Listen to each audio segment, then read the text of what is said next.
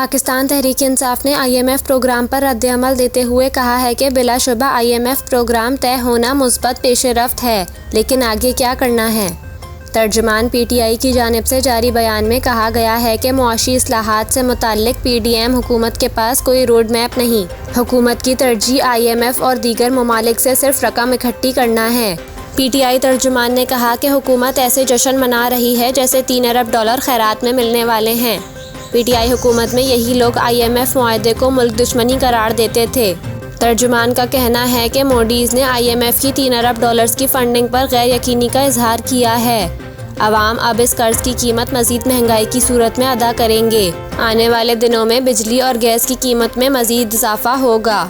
रूस से सस्ता तेल आने के बावजूद डीजल की कीमत 7.5 रुपये बढ़ा दी गई है।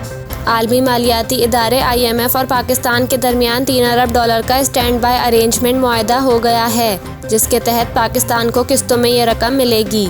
आलमिया के मुताबिक IMF executive board staff level मुआहदे की मंजूरी देगा और एग्जीक्यूटिव बोर्ड का इजलास जुलाई के वसत में होगा। आलमिया में कहा गया है कि मुआहदा पाकिस्तान की बैरूनी अदायगियों का दबाव कम करेगा और मुआहदे से समाजी शोबे के लिए फंड्स की फराहमी बेहतर होगी, जबकि मुआहदे पाकिस्तान में टैक्सेस की आमदन बढ़ाएंगे।